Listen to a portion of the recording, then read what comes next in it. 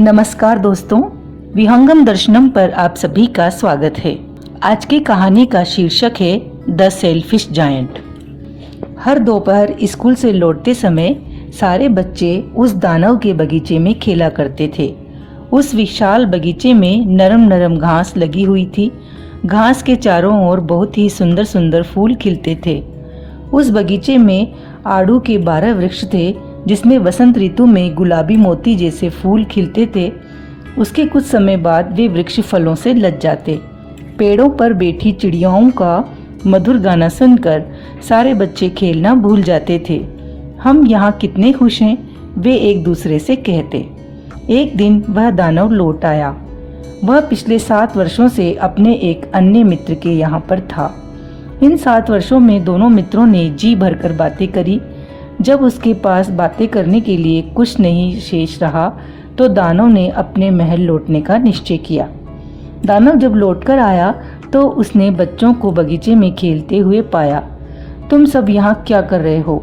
दानव जोर से चिल्लाया, जिसे सुनते ही सारे बच्चे वहाँ से भाग खड़े हुए। यह बगीचा सिर्फ मेरा है, दानव चिल्लाया। यहाँ किसी और को आने या खेलने की अनुमति नहीं है। उसने बगीचे के चारों ओर एक दीवार खड़ी कर दी। उसने दीवार पर एक नोटिस बोर्ड लगा दिया, बिना अनुमति प्रवेश निषेध है। वह एक बहुत ही स्वार्थी दानव था। अब उन बच्चों के पास खेलने के लिए कोई स्थान नहीं बचा। उन्होंने सड़क पर खेलने की कोशिश की, परंतु सड़क पथरीली व धूल भरी होने के कारण उन्हें पसंद न आई। स्कूल की छुट्टी के बाद वे बगीचे की 4 दीवारी के बाहर मंडराते रहते और उस बगीचे की तारीफ किया करते। हम वहाँ कितने खुश थे, वे एक दूसरे से कहते। बसंत का मौसम आ गया। चारों तरफ छोटी छोटी कलियां खिलने लगी और चिड़ियां चहचहाने लगी। सिर्फ उस स्वार्थी दानव के बगीचे में ही सर्दी अभी तक बनी हुई थी। किसी भी पेड़ पर कलियां नहीं फूटी, चिड़ियां नहीं चहचहाई, क्योंकि वहाँ कोई बच्चा खेलने नहीं आता था। एक बार एक छोटे से फूल ने अपना सिर घास से बाहर निकाला, परंतु जैसे ही उसने नोटिस बोर्ड पढ़ा तो उसे बच्चों के लिए बहुत अफसोस हुआ। वह एक गहरी नींद सोने के लिए पुनः धरती में चला गया। मात्र 2 व्यक्ति इन परिस्थितियों में भी बहुत खुश थे। वह थे बर्फ और कोहरा। बसंत इस बगीचे में आना भूल गया है, वे बोले, इसलिए हम यहाँ पूरे साल आराम से रह सकते हैं। बर्फ ने बगीचे की पूरी घास पर अपनी चादर फैला दी। कोहरे ने सारे बगीचे को ढक लिया। फिर उन्होंने उत्तरी हवा को भी बगीचे में आने का निमंत्रण दे डाला। कुछ समय बाद वह भी वहां रहने आ गई। उसकी आवाजें सारे समय बगीचे में गूंजती रहती। यह एक बहुत बढ़िया स्थान है, वह बोली। हमें हेल, शील वृष्टि, ओले को भी यहाँ रहने के लिए बुला लेना चाहिए। थोड़े समय बाद हेल भी वहां आ गया। उसका रंग हल्का स्लेटी था और उसकी सांसें बर्फ की जैसी ठंडी थीं। प्रतिदिन 3 घंटों के लिए वह महल की छत पर चढ़कर नाचता। इसकी वजह से कई ईंटें टूट गई। फिर वह पूरे बगीचे में गोल गोल चक्कर लगाने लगता। मुझे ये समझ नहीं आ रहा कि बसंत को आने में इतना समय क्यों लग रहा है। स्वार्थी दानव अपने महल की खिड़की से बाहर देखकर सोचता रहता, शायद मौसम चक्र में कोई परिवर्तन हो गया है। लेकिन बसंत नहीं आया, न ही ग्रीष्म। शरद ऋतु में सारे बगीचों के हर पेड़ पर सुनहरे फल लगे, लेकिन स्वार्थी दानव के बगीचे में शरद ऋतु ने झांका भी नहीं। वह बहुत ही स्वार्थी है। शरद ऋतु बोली, इसलिए बगीचे में हर समय सर्दी बनी रहती। उत्तरी हवा, हेल, कोहरा और बर्फ सब मिलकर वहाँ पेड़ों के बीच नृत्य करते। एक दिन की बात है, वह दानव अपने पलंग पर लेटा हुआ था। अचानक उसे प्यारा सा संगीत सुनाई दिया। वह संगीत इतना मधुर था, दानव को लगा कि शायद राजा के संगीतज्ञ वहाँ से गुजर रहे हैं। वास्तव में वहाँ एक छोटी सी चिड़िया खिड़की के बाहर खड़ी गा रही थी, लेकिन दानव को किसी चिड़िया का गाना सुने इतना समय बीत चुका था कि उसे वही संगीत दुनिया का सबसे मधुर संगीत लग रहा था। तभी हेल ने अपना नृत्य रोक दिया। उत्तरी हवा ने शोर मचाना बंद कर दिया। चारों तरफ सुगंध फैल गई। मुझे लगता है कि बसंत का आगमन हो गया है, दानव खुद से बोला। वह बाहर देखने के लिए अपने पलंग से कूद पड़ा। बाहर उसने एक अद्भुत दृश्य देखा। दीवार में बने एक छोटे से छेद से कुछ बच्चे बगीचे में अंदर आ गए थे। वे पेड़ों की शाखाओं पर बैठे हुए थे। हर पेड़ पर एक बच्चा बैठकर खेल रहा था। बच्चों को देखकर वृक्ष इतने प्रसन्न हुए कि उन्होंने स्वयं को फूलों व फलों से लाद लिया। बच्चों की तरफ वृक्षों ने अपनी शाखाएं फैला दी। बगीचे में चिड़ियाएं चहचहाने लगी थी, फूल मुस्कुरा उठे थे। यह एक बहुत ही प्यारा दृश्य था। परंतु बगीचे के एक कोने में अभी भी सर्दी छाई हुई थी। दूर कोने में एक छोटा सा बच्चा खड़ा हुआ था। वह इतना छोटा था कि उसकी बाहें वृक्ष की शाखाओं तक नहीं पहुंच पा रही थी। वह वृक्ष के चारों ओर चक्कर लगाता हुआ जोर जोर से रो रहा था। उस बेचारे वृक्ष पर अभी भी बर्फ और कोहरे की चादर छाई हुई थी। उत्तरी हवा जोर जोर से शोर करती हुई उसके इर्द गिर्द नाच रही थी। ऊपर चढ़ जाओ छोटे बच्चे, पेड़ बोला। उसने अपनी शाखाएं जितनी नीची वह कर सकता था बच्चे की तरफ कर दी, लेकिन वह बच्चा बहुत ही छोटा था। यह दृश्य देखकर दानव का दिल पसीज गया। मैं कितना स्वार्थी हो गया था, उसने सोचा।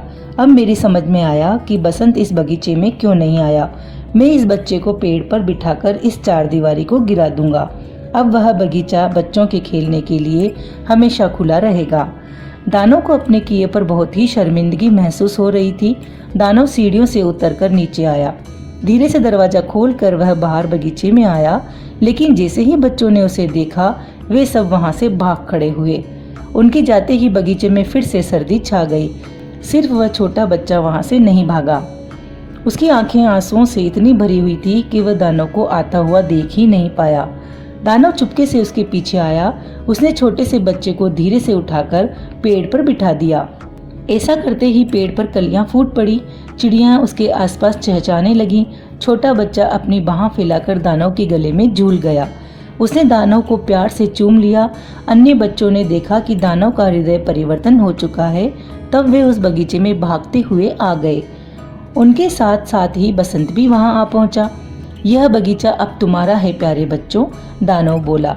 उसने बड़ा सा हथौड़ा उठाया और दीवार को तोड़ने लगा। दोपहर में जब लोग बाजार जाने के लिए उस रास्ते से गुजरे तो उन्होंने दानव को बच्चों के साथ उस सुंदर बगीचे में खेलते हुए पाया। सारा दिन बच्चे उस बगीचे में खेलते रहे। शाम को वे दानव से विदा लेने आए। तुम्हारा वह सबसे छोटा साथी कहाँ है? दानव ने पूछा। वह बच्चा जिसे मैंने पेड़ पर बिठाया था। दानव उसे सबसे अधिक चाहता था क्योंकि उस बच्चे ने उसे प्यार से चूमा था। हमें नहीं पता, बच्चों ने उत्तर दिया। शायद वह चला गया है।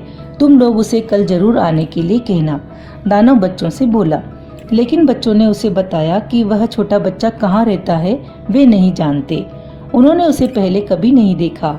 यह सब सुनकर दानव उदास हो गया। हर दोपहर स्कूल खत्म होने के बाद सारे बच्चे बगीचे में आकर दानव के साथ खेलते, लेकिन वह छोटा बच्चा जिसे दानव सबसे अधिक चाहता था दोबारा कभी दिखाई नहीं दिया। दानव सभी बच्चों के प्रति बहुत ही दयालु था, लेकिन वह अपने उस नन्हे दोस्त को बहुत याद किया करता था। वह अक्सर उसकी बातें किया करता था। मैं कभी उस बच्चे से मिल भी पाऊंगा, दानव अक्सर सोचा करता। वर्ष बीतते गए। दानव बूढ़ा व कमजोर हो गया था। अब वह बच्चों के साथ नहीं खेल पाता, इसलिए वह एक बड़ी सी आराम कुर्सी पर बैठकर बच्चों को खेलते हुए देखता और अपने बगीचे की प्रशंसा करता रहता।